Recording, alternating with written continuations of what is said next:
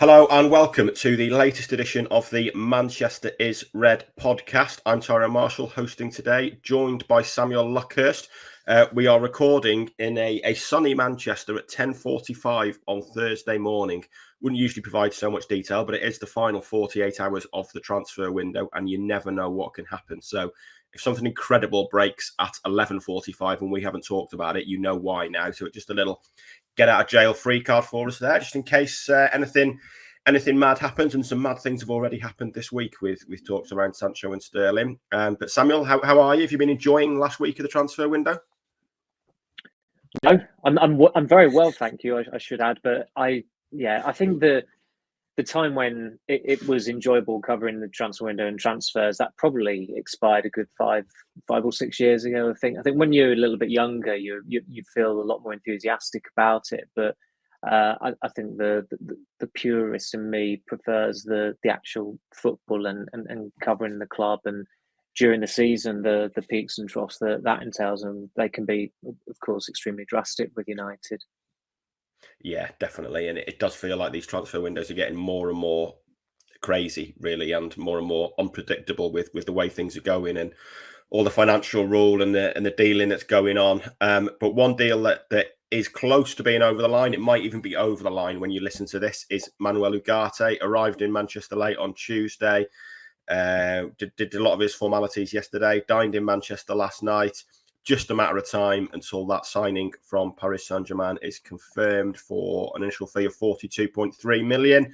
Probably United's last signing of the window, although never say never.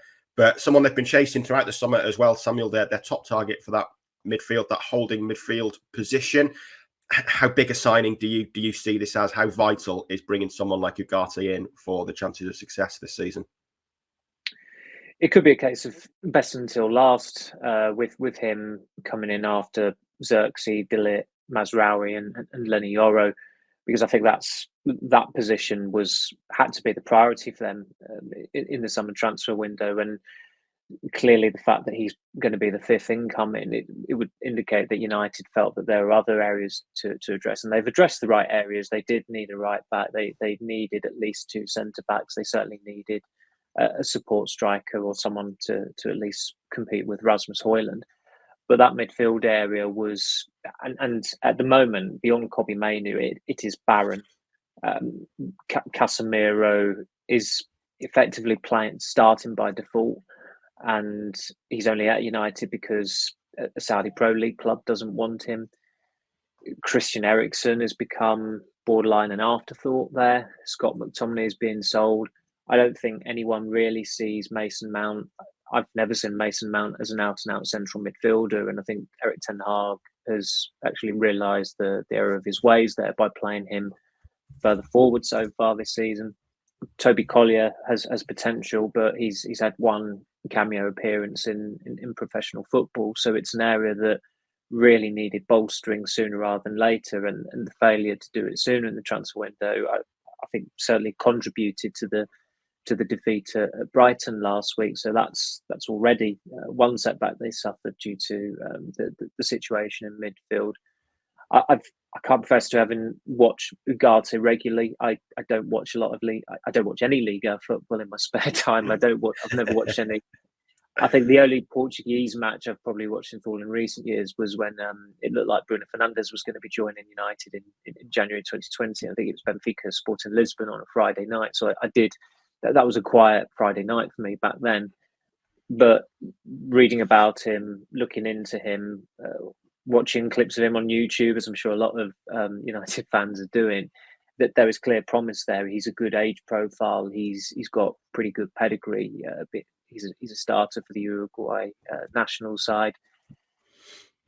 Only at PSG for a year, so it's interesting that already they want to shift him. That said, we're already seeing with United they are selling a player in McTominay that really they'd rather not sell, but because of the contract situation, because of PSR, it's no longer. We're not living in a world anymore where players are sold because the clubs just think that they're not good enough. That there are several factors that come into play.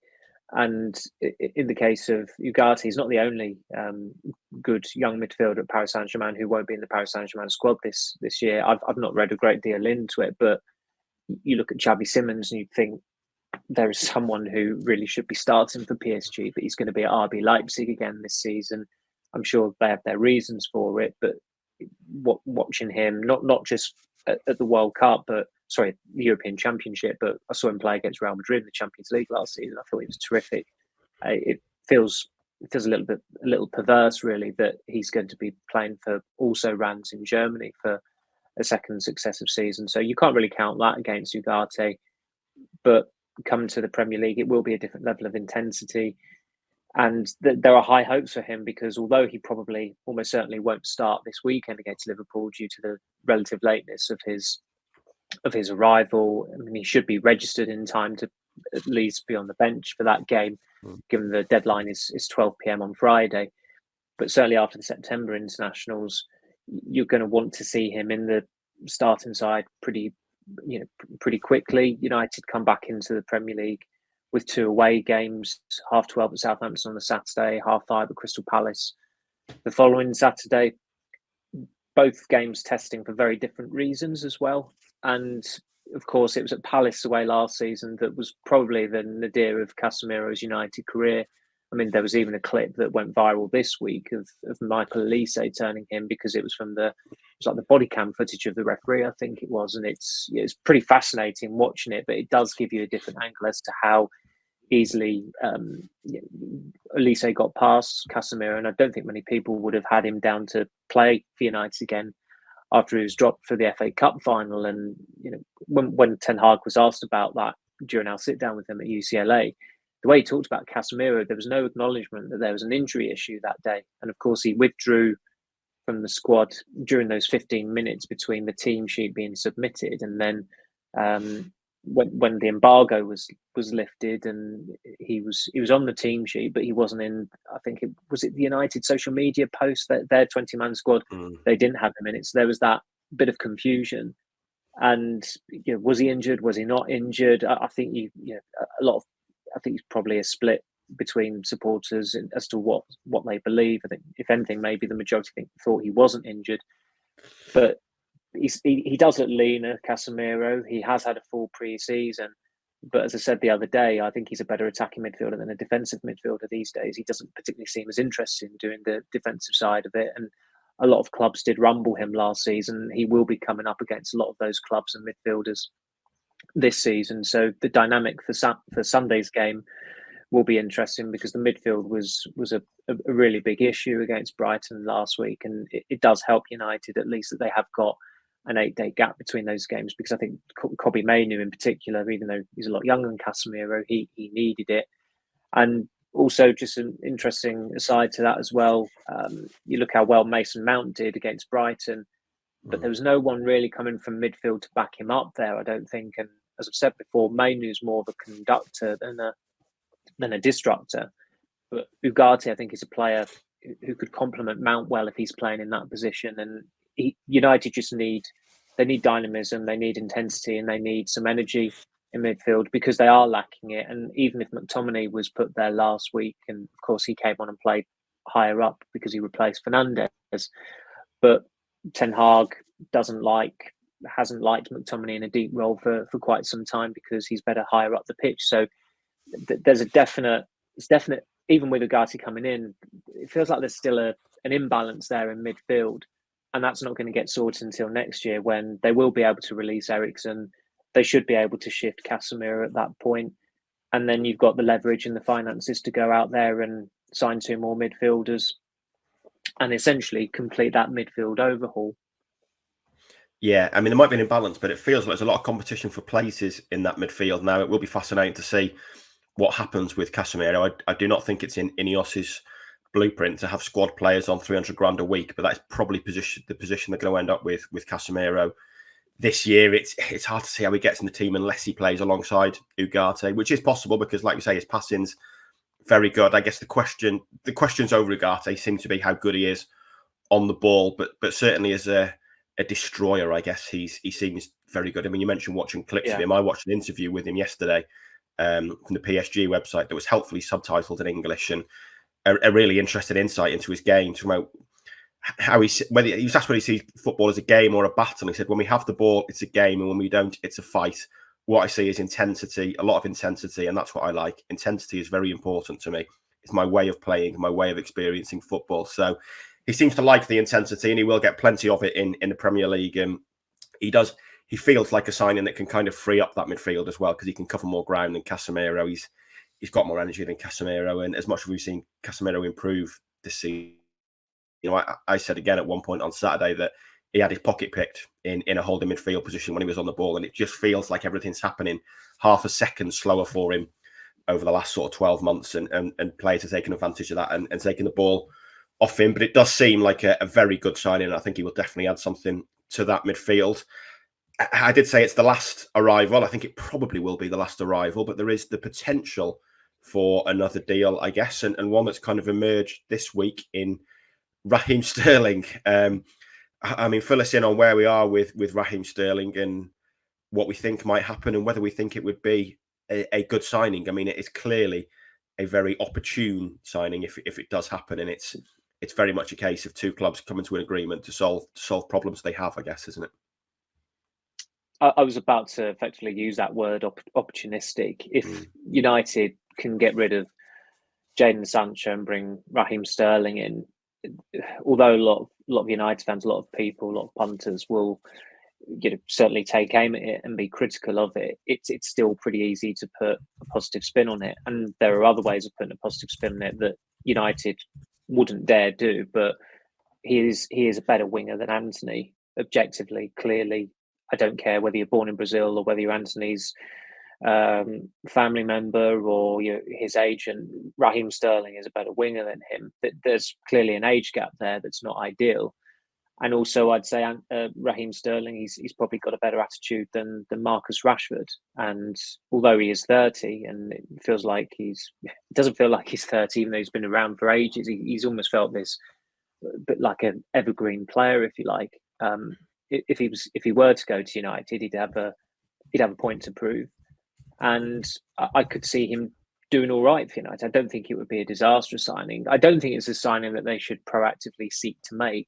I think the preference would be for Juventus to sign Sancho, and then you're not having to do a player trade, and it's for a straight fee. But that's been a problem with Sancho all summer. The money that United are seeking for a player that they clearly do not want, and the manager absolutely does not want, it doesn't give them a strong bargaining position. And Sancho has literally played once for United within the last year, and that was barely 10 minutes in the Community Shield, which he ended up not having a penalty save in the shootout. He is, despite his age, despite the attributes, and despite playing in the Champions League final in June, he is a tough sell, and United have found that with a few players this summer, and that's why quite a few of their, possibly some of their highest profile sales anyway, they're going to get concluded in the final week of the transfer window, with McTominay, of course, going. But when you look at the way the squad is shaping up, there is an argument that United, the way their attack is at the moment, if you were to discount Sancho, it does look maybe too light, given their injury issues as well. That of course you have to consider, because their injury record was worse than the other high profile clubs last season. It's not that they don't seem to be a club that cope as well with injuries as Manchester City did last season. City went 5 months without Kevin De Bruyne. They went quite a great period of time without Erling Haaland as well, but you wouldn't have guessed it because they kept on winning. And when City don't win, it's a surprise. When United don't win, it's not a surprise. And so there is a case for certainly having another senior player in that squad, because when you look at the way, I think the number that United would like to settle on for their squad size, first team squad, is 28 players. But 3 of those players are very, very raw in Ethan Wheatley, Toby Collier and Harry Amas. And Harry Amas has still not made his debut. So then it's a 25-man squad. And 3 of those 25 players are goalkeepers. So it's 22 outfield players. And when you consider the injury crises they had last season, it is very easy to see how they could have others to contend with, and they could be caught short. And Ten Hag clearly does not want to be in a position where he's going into an FA Cup semi-final again, and he turns to the bench when things are starting to go south, and he's got 4 lads there who are effectively on work experience, which was the case against Coventry in April, where I think Collier was injured, but it must have been Louis Jackson, Harry Amas, Ethan Wheatley, Habib Bogonai, possibly, I think. And he just didn't consider bringing any of them on because he didn't think they were ready. And that's why he could only turn to, I think initially it was Christian Eriksen who first came on, then Amari Forson because he had some cameos and he'd actually, surprisingly started against Fulham. But even at that time, Ten Hag didn't really fancy Ahmad. I think Ahmad did come on eventually that game, but he might have been the 3rd player to come on. Anthony came on, didn't he? I'm not sure even Ahmad came on that day because Ten Hag was still not sold on him at that point. So Ten Hag won't want to be in a position like that. So that's why there is a case to be made that if the PSR calculations are okay and it's financially viable, that you do a swap deal there. And despite the fact that Sterling does kind of fly in the face of the way Ineos are operating this summer, Ugarte is 23, isn't he? I think Mazraoui is 26, Xerxes 23, De Ligt turned 25 around the time he signed for United. Lenny Yoro is 19, I think, or sorry, is he 18? 18, I can't remember which, but he's still a teenager, young to mid, teen to mid 20s. There's clearly a trend there. Sterling does fly in the face of that, but that's because it could mean them shifting Jadon Sancho. If Sancho had gone by now, they would not be going near Raheem Sterling whatsoever. And that's why it's been couched as exploratory discussions, which is fair and accurate. I mean, United, even whilst exploratory discussions were taking place, were saying it's speculation. It's not speculation if Manchester United are talking to Chelsea about the prospect of signing Raheem Sterling. But as we've discussed before, United can be ultra cautious with deals. So the fact they're dismissing it as speculation, tomorrow his helicopter will probably land at Carrington and he's going to have this big signing ceremony.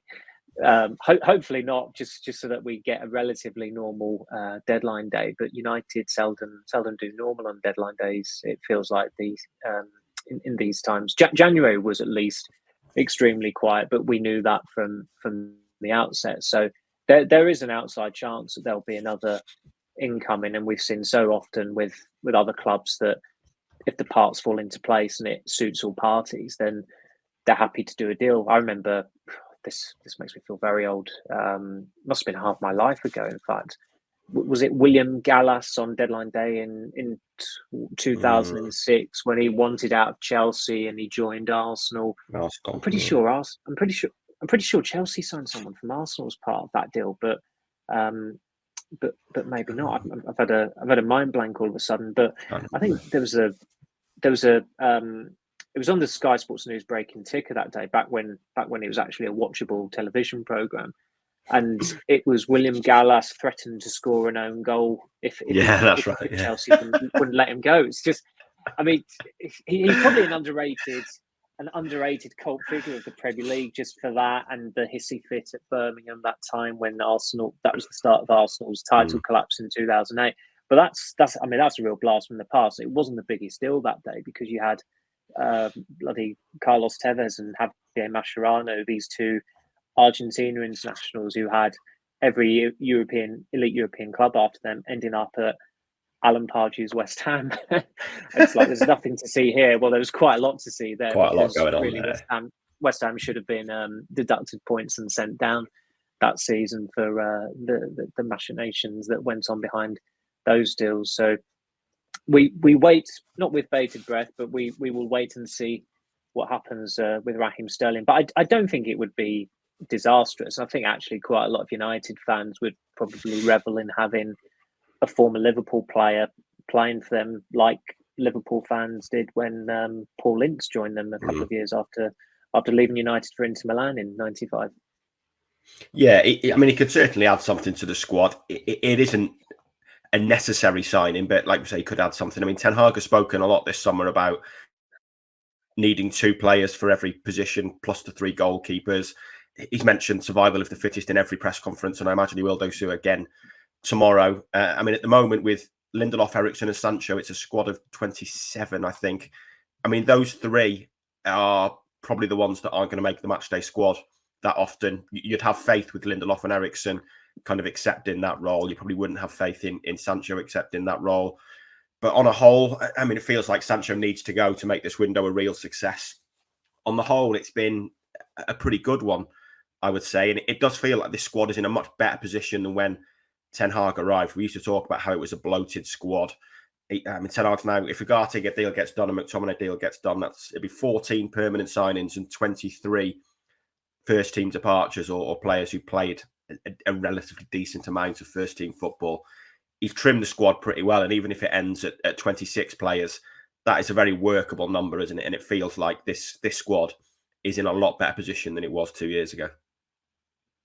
Yeah, I completely agree with that. I mean, I think the way you approach squad sizes, I think with United, it's not a written rule, but I always get the sense that it's a 25-man core first team squad, and then you have your eye on 2 or 3 players emerging from the academy who could or should break into it. And of course, Collier's a first team squad member now, even though he played for the under 21s last week, because they are, their midfield department isn't teaming, but you don't want it to be teaming as well. There was a point a few years ago where they had 6 midfielders, and weirdly, it felt quite workable. The problem was Ole Gunnar Solskjaer couldn't work out a functioning midfield duo between them and kept on going back to Fred and Scott McTominay.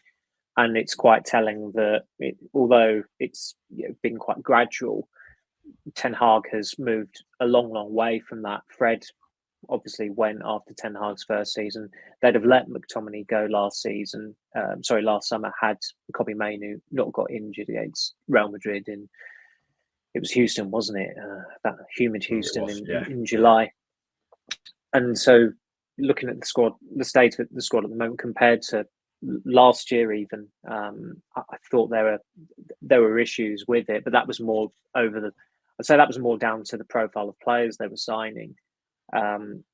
United framed it as we got our 3 first choice signings for all our positions, which wasn't true. Onana was a first choice signing, but Mason Mount was certainly not the midfielder that Ten Hag would have liked for midfield. That would have been Jude Bellingham. He was unattainable, and the striker Ten Hag would have liked was Harry Kane, but they decided to go to that second tier for someone with potential and ended up with Højlund. And with the players they've signed this summer, as I've said before, there is a caveat with literally every signing that any club makes, that there are very few signings that are completely foolproof. Even if Kane had joined United, and I'd have had immense faith in Kane tearing it up for United and being brilliant for them, but you could have looked at the injury record, you could have looked at his age and the fact and how much he'd played in the Premier League and whether there was too much wear and tear there. And of course, that kind of was an issue. Well, it was not kind of was an issue. It was an issue for England at the Euros, where he went into that tournament clearly injured and he clearly wasn't fully fit during it. And I have a feeling in a few years' time, when he does a book or there's a documentary on one of the streaming services, he'll come clean about it and tell us how injured he was. So there's never a foolproof signing. And I still think it is an issue that United, even under a new regime, are signing a lot of Dutch-born players and players who are familiar to Ten Hag, when the club gave the impression, or did more than give the impression, that they didn't actually want to keep Ten Hag and his contract situation. There is still some lingering uncertainty there. But I think their approach in the transfer market is that banishes, or not banishes, but certainly the uncertainty subsides more through their transfer market movements than keeping Ten Hag and extending his contract. They've invested more than £600 million now in fees during Ten Hag's time as manager. I think with Ugarte coming in for overall fees, including the add-ons that they'll have negotiated this summer for incomings, that will take it over £200 million this summer. It was over £200 million in his first summer. That was a record summer for United. It was close to £200 million last summer. That backing is pretty staggering for a club who have had financial issues. They've done a bit of elite penny pinching along the way. They were trying not to sign certain players in Ten Hag's first summer, and then they had 2 abysmal defeats and decided, right, we actually need to bankroll some deals here to placate the supporters and implicate the manager as well, because he wanted a defensive midfielder and he wanted Anthony. But that is a hell of a lot of money, even in this era. And I know Chelsea have outspent United by a substantial amount during that time.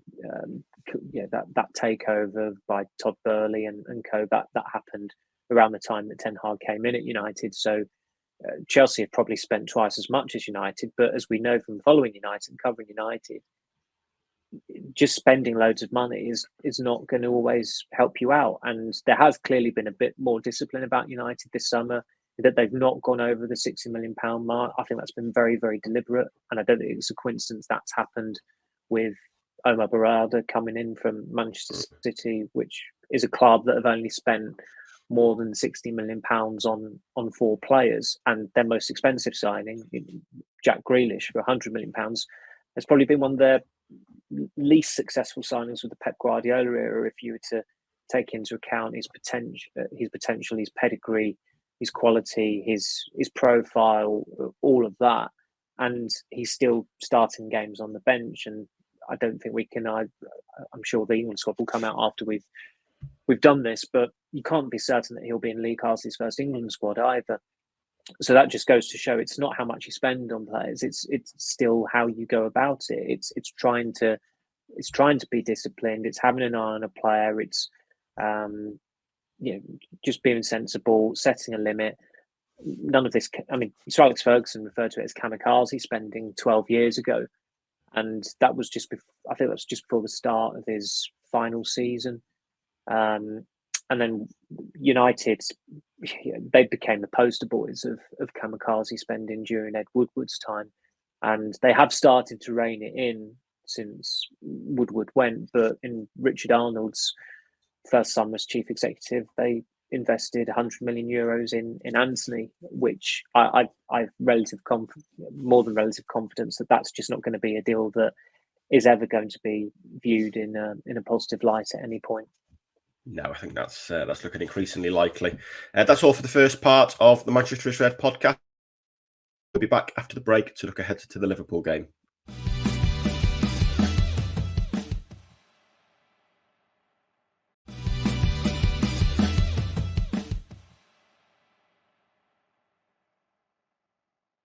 Welcome back. A big weekend then once the transfer window shuts. United's 3rd Premier League game of the season, and just as it was in Ten Hag's first season, it is Liverpool at home.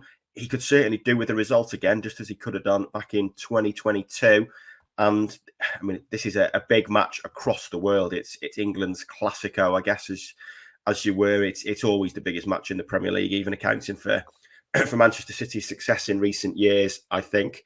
There's going to be added intrigue in the Netherlands this weekend with 2 Dutch managers. Dutch managers haven't really had a lot of success in the Premier League. I think Ten Hag is not far off becoming the longest-serving Dutch manager at a single club in the Premier League. I think it's Martin Jol on 147 games, and Ten Hag is not far off breaking that record. But does it add to the pressure on him this year that Liverpool have appointed a Dutch manager? And does it add to the pressure this weekend that he could be losing to a Dutch manager? Because it's going to inevitably be a narrative, isn't it? I think that's pretty fair. And Liverpool have also got a couple of Dutch players there who, if Onslaught gets tune out of them this season, and Gravenberch didn't really pull up many trees last season. I think Cody Gakpo's been an okay-ish signing. Of course, United did have a look at him when I think it was in Ten Hag's first summer. But I was on United's behalf. I was hoping that they didn't do that deal. One, because he's a Keys Voss client, which there's added pressure that comes with that, and also he's predominantly a left winger, and they absolutely did not need a left winger at that point. So even though Gakpo scored the first goal in the 7-0 last year, he's never struck me as one that in years to come, United fans will look at, oh, he was one that got away. And they did have a look at Gravenberch last year, and even in the summer before that. I mean, Ten Hag professes to not having favouritism for Dutch players, but in his first summer at United, he literally wanted to sign Ryan Gravenberch, Jurriën Timber, Matthias de Ligt, and Frankie de Jong. So he just, if he got Edwin van der Sar in as a technical director or a chief executive, he'd have had a pretty good five-a-side team there as well. So then I do think there is an added pressure that comes to it, because if Liverpool have a good season under Slot and are performing, and United are still underperforming, that is something to look at. And you can't say, well, Ten Hag had a good first season, because that's ancient history now. There's no point judging a manager on his first season. I saw the other day, and I only saw it because the chap who runs the MUFC Info stats site, which is incredibly comprehensive on United, replied to him because it was in response to I tweeted this stat that United have lost 7 games in added time lost 7 games under Ten Hag to goals in the 90th minute or in added time, and it only happened 8 times during Ferguson's time. And some guy had replied saying, did Sir Alex ever win 42 games in a season, asking for a friend? And I thought, was that a reference to Ten Hag's first season? And it was. They won, including the penalty shootout against Brighton. Whether you do or don't include that, it was 42 wins. And the MUFC info guy said, yes, they did in 2002-03, 2006-07, and 2008-09. So that's 3 seasons where United actually won the title, and they were playing in the Champions League. It's not a season where they were finishing 3rd and playing in the Europa League and getting tonked 5-2 in the quarterfinals by a pretty poor Sevilla side at that time in La Liga. So it's good for Ten Hag that he's got a lot of support from United fans, and that FA Cup final has brought a hell of a lot of goodwill, because it gave United fans, certainly fans at Wembley that day, an amazing day. It's one of their greatest FA Cup wins out of the lot of them, I'd say, out of the 13, and that does go a long way. But this is a manager who presided over an 8th place finish last season, and United finishing bottom of their Champions League group. They have got to be in the Champions League next season. If they're not qualifying, if they go 2 seasons without qualifying for the Champions League, that's the first time it's happened since they won the title in 1993, that breakthrough title, and first re-entered the European Cup competition. That would be a cup. Like his card has been marked a few times, but I don't think there'd be any coming back from that. So this whole thing of going on about what he did in his first season, it is irrelevant. And of course, Slot could have a good first season at Liverpool and finish 3rd, and I think people would see that as pretty decent going, because Klopp's gone. They've got, their 3 biggest players probably are all out of contract next year in Alexander-Arnold, Salah and Van Dijk. So that's going on in the background, which is an interesting dynamic to consider as well. But Liverpool have looked in pretty good nick in their first 2 games. They've won 2 games they should be winning. Ipswich have had a pretty unforgiving start, having Liverpool at home and Manchester City away, but it has been amateur hour as well. I'm not quite sure why they signed Murich from Burnley, who was a goalkeeper who gave away goals whilst having the ball at his feet, and lo and behold, on his Ipswich debut, he gave away a goal with the ball at his feet at the Etihad last week. So it is a big first test. It's Liverpool's first real proper thorough test, I would say. And of course, when they beat Brentford last week, there was still no Ivan Toney, and I thought Brentford was slightly fortunate to beat Crystal Palace in their first game. I thought Palace were the better side for the majority of that. So it's a different entity altogether this week, as it always is against United. And weirdly, United, it's almost been a kind of reverse Anfield, where in the days when Liverpool were also Rans, United would still go to Anfield and it would scare the bejesus out of them. You saw what happened to Liverpool last season on the 2 occasions where they went to Old Trafford. They bottled it on both occasions. Really, they somehow didn't win either of those games when they were in a very auspicious position to win both of them. And although it would have been more agonising losing the cup quarter-final, I think in some ways the Premier League game was a lot worse because United were absolutely dreadful in that first half, and they weren't that much better in the second half, but they scored 2 wonder goals, and at one point were actually 2-1 up in the game. Yeah, this feels like a bigger game as well because it comes before an international break, and we always talk about international breaks and how they're disruptive for everyone. But it's 2 weeks of finding United content, and every publication, every national newspaper, ourselves will be looking for stuff to write about over the next 2 weeks. And if United go in having lost 2 of their first 3, it's inevitably going to increase the pressure on Ten Hag, and it does feel like he could really do with a result this weekend, but one is eminently achievable. To go and get it, what does he do with the team? We kind of suggested on Tuesday when we recorded, I think, that there's got to be changes now after 2 unchanged teams in the Premier League. Probably too soon for Ugarte. I think there'd be a temptation to throw him in, but he's not been in either PSG matchday squad so far this season. Hasn't played since July the 14th in the Copa America, the fourth place playoff. Yeah, so I think it's very unlikely. But there's still going to be changes there, isn't there? There's got to be changes there from Brighton. Oh, absolutely. There should have been changes at Brighton as well. I thought that was part of the problem, even though they did win. But there were certain players who started who just didn't, back up the slack they were cut. Mason Mount, I'd have had misgivings about him starting, but credit to him, he played well. Marcus Rashford did not play well. Unfortunately for Mount, I don't think he was visible in the training imagery at all. When that was released, was that Thursday or Wednesday?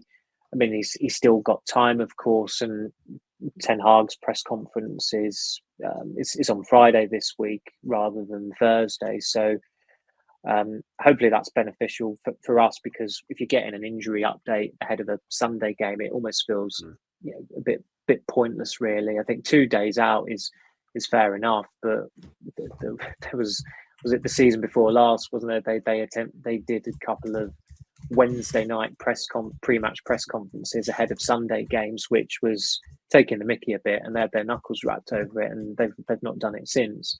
But that's a more definitive pre-match press conference with an injury update. But if Mount isn't fit, then I think it's pretty straightforward, even though it would change the approach a fair bit. But it has to be Fernandes dropping back and Xerxes coming in, even though I think Xerxes still looked a little bit out of sync last week when he came on, and certainly most infamously with the disallowed goal. But Garnacho has to start. I think Ahmad, if Mount was fit, if he is fit, I think I wouldn't be surprised if Ten Hag played around with the pieces a little bit and put Fernandes on the right, kept Mount where he was, and brought Xerxes in, or he keeps Ahmad there. But Ahmad started against City in the Community Shield, which I think was a step in the right direction in terms of him gaining his manager's trust. He started against Arsenal. That was his first meaningful start for United, wasn't it, in May? Which again was a progressive step. So given that he scored last week, I'd like to think that he would be starting this weekend. I think if Mount was fit, I'd probably still go with Fernandes and Mount, just because they've got more rhythm, and you can't drop Fernandes, of course, and Mount, if he's fit after playing a good 45 minutes last week, then you want to keep him in the team, especially with his pressing, which we know is always key, but it's particularly key against Liverpool. I mean, lightning could strike a third time and United could get lucky and avoid defeat to Liverpool at home, or get a win against them. But there was a hell of a lot of mitigation behind those results at Old Trafford in the FA Cup and in the league last season. And you don't want to be banking on that going into this game. Ten Hag does effectively have an excuse to drop Harry Maguire, but after his role in Brighton's first goal last week. But Ten Hag didn't help himself by taking Maguire off and disrupting the back four. just to bring De Ligt on, which didn't seem particularly logical. I thought at the time, and it clearly contributed in some way or form to the disorganisation that was very evident in added time. But I wouldn't be surprised if De Ligt was to come in. I think I said it to Steven last week. Daley Blind started the season at centre back in Jose Mourinho's first season, which seemed like a surprise because if there's an un-Mourinho centre back, it's Daley Blind. Yeah, he did quite well in his first few games with Eric Bailly, but you knew as soon as he made a mistake, he was going to be out of the team. And after September internationals, gets caught out for Manchester City's first goal at the Stretford end. Next game, he's not starting, unsurprisingly, and it's Chris Smalling in at centre back. So I can see it being Maguire coming in. There'll be at least one change to the front four. There has to be. Garnacho has to start. I know there is a case at times to go with the heart over the head with Rashford, and I think there is logic in doing that in the FA Cup final. I thought he should have started that game. He did, and he did quite well up against Kyle Walker. But there's no logical rationale for starting him at the moment. And you don't have to see it as a complete negative that he's dropped, because we've seen before that he can be dropped. He can come in, score, and then he's on his way. But that happened with Rashford, I think, 5 years ago when he was on England duty, and then he came back to United and he did well. And unfortunately, at the moment, it feels like a very different Rashford we're watching now to the Rashford of 5 years ago, which is on the player, but that's up to him. If he's dropped at the weekend, that's the right decision. But I think there'd be a pretty good chance that he would come on against Liverpool at some point, and then at that point, prove your manager wrong, go and show what you're capable of. And he has scored. I think only Leicester, the only team he scored more goals against than Liverpool. So there's an element of risk, but Garnacho has to start. I'd want Ahmad starting. Fernandes has to start, and then it's a case of whether it's Mount or Xerxes, I'd say, depending on Mount's fitness. Yeah, it's going to be very interesting to see whether Rashford does start or not. I think, I'm with you. I think De Ligt probably does come in now. I think when the team sheet drops, Rashford is the name I'm going to be looking for, because it's getting to the point where Ten Hag has to be losing faith. And we've said how big a season this is for him. But by September, you're in danger if you're not having their two highest earners on the bench in Casemiro and Rashford. And I mean, if Sterling does come in, it's probably not great news for Rashford. They've been in England together and been fighting for the same position. And it does feel like if he does get the start, like we say, he's got a great record against Liverpool, but he is really at the point now where he has to deliver. We've spoken about how big this season is. If it's another one like last season and 8 goals, United are going to have to look to get rid next summer, aren't they? With the money he's on, and it does feel that whichever way it goes, whether he starts or whether he does come on, he's really at the point where something needs to turn for him. I slightly sympathise with United with his contract renewal last year, because he just had a great season and they couldn't sell him at that point. People would have been saying, why the hell are you selling your player of the year and your first player to score 30 goals in a season since Robin van Persie, someone who's come through the academy, who's been in the first team for but it would have been 7.5 years at that point. And to everyone seemed like the present and the future of United and England, and he was 25 as well, and PSG wants him, and PSG would have got him on a free if he was allowed to run his contract down. A year on, it looks like a bad decision, because he was given a huge salary hike and he's only scored 8 goals, and he's been disciplined at least two occasions by his manager, and they've been quite public transgressions as well, and quite bad transgressions. Almost a throwback to footballers and how they behaved in the 90s when there weren't as many prying eyes on them as well.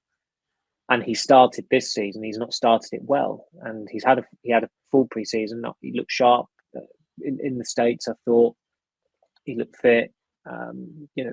Fitness hasn't been a problem, but there's definitely an issue there when you look at his finishes and you look at his body language, you look at him passing up a one-on-one that he would have slotted away 18 months ago, if that. Just how naive he was getting caught out offside at Brighton. And the concern is, and Shearer was right when he said to Gary Lineker, he said he's not a youngster anymore. But the big concern with that is that Rashford didn't play like this as a youngster. He was never this bad as a teenager for United. He would have some goal-scoring droughts. He'd have some bad finishes. But in terms of his performance level and his application, it was not as visible a problem as it is currently. And at the moment, he bears all the hallmarks of someone who has not scored since St. Patrick's Day. And there've been, it's been pretty eventful for him since then as well. I mean, he got a lot of stick after he came off against Coventry in the FA Cup semi-final. 4 or 5 weeks later, against another light blue shirted team at Wembley, he did very well, and he seemed quite overwhelmed at full time when United won the FA Cup. And you did feel at the time like maybe it's in everyone's best interests that this, the book is closed now on his Manchester United career, and he moves on. But there is not, and there has not been, a market for him because he's on obscene wages. He scored 8 goals last season. He's on a long contract. Nobody is going to be coming in with a £70 million bid for Marcus Rashford. I mean, PSG, they're, for all the money they've had and the fact that they're owned by the Qatari Sports Investment, their biggest summer for signings in 2021 consisted of, in inverted commas, free transfers in Donnarumma, Messi, Sergio Ramos. I think there might have been one other who's slipped my mind, but it was players who they didn't pay fees for. So that gives you an idea of how clubs operate these days. And of course, PSG, I don't think they were ever going to be bidding for Rashford, but on the off chance that he can agree a new contract with United, they would have been at the front of the queue to sign him because they wouldn't have had to pay a transfer fee for him. But that's not going to be the case until 2028. If Rashford gets that far with United, and he'll be 29 at the time then. So it'll be interesting. I mean, it's always fascinating with United anyway, but especially with Rashford, and it's not his development because he's not a young player anymore, but how his career progresses, that will be fascinating. And we both know at Carrington tomorrow, his name is going to crop up in the questions after his performance last week and being taken off just after the hour. Yeah, absolutely. And we will have coverage for you from that press conference at Carrington on Friday, as well as transfer deadline day and any surprises or shocks at United. So stay tuned. That's everything for today's podcast. Thanks for joining us, Samuel. Thank you, Tyrone. Not a problem at all. We'll be back on Monday to look back at the Liverpool game. I think it'll be myself and Steven Railston on that occasion. We'll probably do a more in-depth transfer window review and look back at the Liverpool game. We'll have coverage for you across the MEN this weekend of, like I say, the press conference, the transfer window, and that huge game on Sunday. But for now, thanks for listening. Remember to like, subscribe, make sure you get the podcast in your feed, and we'll be back on Monday.